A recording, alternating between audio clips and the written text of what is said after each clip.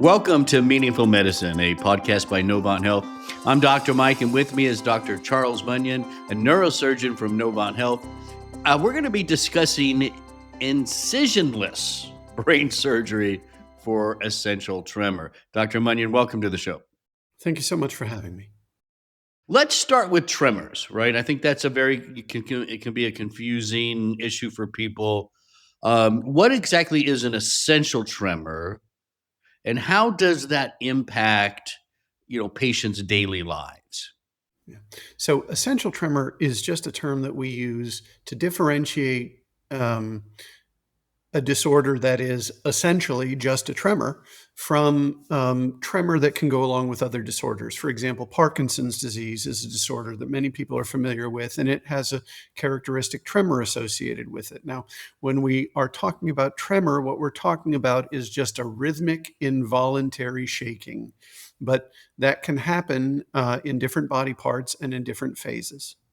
With essential tremor, what we mostly see is shaking in the arm and hand, and it's mostly with action. So whereas a Parkinson's patient will mostly shake when they are at rest, and their tremor will often go away when they start to move, a patient with essential tremor may not show any signs of tremor until they start to try and do things. And unfortunately, the finer the movements that they are attempting, the worse the tremor tends to become. Now, essential tremor is one of the most common movement disorders, and it becomes more common as people age. There is a form that runs pretty strongly in families, and that does tend to show up earlier. So I will see patients in their 30s, 40s, and 50s who will say, yes, a lot of people in my family have a tremor, and I'm starting to notice one too. On the other hand, even patients with no family history of tremor may develop an essential tremor as they age. In the beginning, it is usually not much more than a minor inconvenience. Now, patients who have jobs that require very steady hands, for example, patients who are in medicine or dentistry or art or law enforcement, may notice significant impacts on their work a lot earlier than other people might. But the important thing is that the condition is unfortunately usually progressive. So as time goes by, the tremor will tend to get worse, and eventually it will start to interfere with things like writing, device use, and eventually even eating, drinking, dressing, hygiene tasks. And so, many people are a little bit surprised to hear that a neurosurgeon would devote a specific or significant amount of his time to treating tremor. It's not a brain tumor, it's not an aneurysm, it's not a life-threatening condition, but it really can have significant negative impact on quality of life. And that's what we're here to try and help with. So you mentioned maybe there's a genetic connection, but are there any other risk factors? We really have not identified significant risk factors. People have looked at things like, for example, uh, certain types of chemical exposure. We know there are other conditions that can lead to tremor um, due to injuries in the brain in different areas, but that would not be an essential tremor. That's a different kind of tremor. All right, so let's talk about incisionless brain surgery, right? This is what you're doing to treat these patients. What exactly is that? What's involved with that? Or I know a lot of people want to know, are you using some sort of imaging? Tell us just about this process. Yeah. So incisionless brain surgery is one of the treatments that we offer. And it can be particularly attractive for patients who may not be able to undergo the more traditional incision-based procedures. The key here is that incisionless is not the same thing as non-invasive, and it's very important for patients to understand this is still a brain surgery. The key is that we are trying to make a change in the circuit that is driving the tremor. And in this case, we're doing that by using between 900 and 1,000 high energy focused sound waves coming from all around the patient's head and meeting at a point deep inside the brain where the circuit that drives the tremor is running. So, imaging is absolutely an extremely important part of this. And in fact, the procedure is performed in an MRI scanner. Now, the sound waves are carrying vibrational energy, and that energy, where each of the sound waves meets at that point deep inside the brain, gets deposited as heat. So we are actually heating a small area of the brain and seeing if we can make a change. What many people don't realize, and one of the really neat parts of this process, is that if you properly calibrate an MRI scanner, it can give you information not just about anatomy, but actually about temperature. So the MRI is running, and it's actually about every 3 seconds refreshing the temperature at the area that we're treating. So I can see the shape of the heating and the intensity of the heating and make my adjustments appropriately. Um, Another pretty neat thing about this is people have been doing incisionless brain surgery for tremor previously, but they've been using radiation. So instead of lots of sound waves, you have lots of gamma rays coming in and meeting at a particular point. Now, that's worked very well. The problem is gamma rays, like any form of radiation, take a long time to work. So it is very hard to know that you are in the right spot. Okay. With the ultrasound, what is great is that by changing the amount of energy that we are sending in, we can change the temperature that we achieve. And there is a temperature range where we can stun the area of the brain that we're looking at without causing any long term changes. Um, I'm always happy when I have a patient who's a Star Trek fan because they'll recognize that basically what we're doing at this point is setting phasers to stun. Um, so um, we are looking to heat that target area to a temperature that will cause a temporary change in the function of the circuit. So it'll be offline for a couple of minutes. Um, and what we do, because with no incisions, we don't need to use any anesthesia. So because the patient is awake, um, we can assess what effects we're having. It lets us not only make sure that we are targeting the appropriate area in terms of tremor relief, it also lets us make sure that we're not getting heating in an area that might cause side effects. So, before we actually make any long term changes to the brain, we can do a short term assessment. From there, we'll do a series of treatments, and each time we send in the ultrasound energy, we've only got it on for about 15 to 20 seconds at a time. And so, we increase the area of lesioning a little bit more. We bring the patient out of the scanner, we assess again, and at some point, we determine okay, we've reached the appropriate amount of treatment. We're looking for side effects, obviously. When we're happy with the treatment, we get the patient off of the MRI table. They go to the recovery area, and from there, they go home. So the total time in the facility, pre surgical prep, treatment time, and then post op, ends up being about 3.5 hours.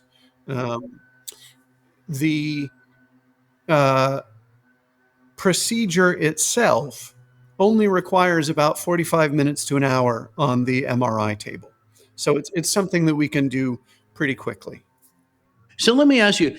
So with essential tremor, is the area in the brain that's maybe causing this is different for each patient, and so there's a certain amount of you trying to isolate that main area.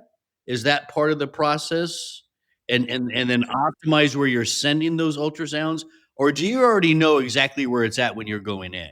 Fortunately, there is a lot of uniformity. So there may be a little bit of individual variation that is related to, um, as our skulls develop, some people will sort of have longer heads or wider heads or taller heads, and as we age, and lose some brain matter, sometimes things will move in different ways to sort of fill in the space. But generally speaking, the particular area that we're targeting is going to be the same from individual to individual. How does a patient know if this is something that's right for them? Because you mentioned there's other options. So how does somebody know, okay, this sounds pretty good.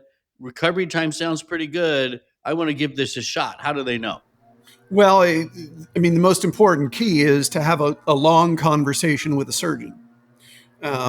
This isn't something to be taken lightly.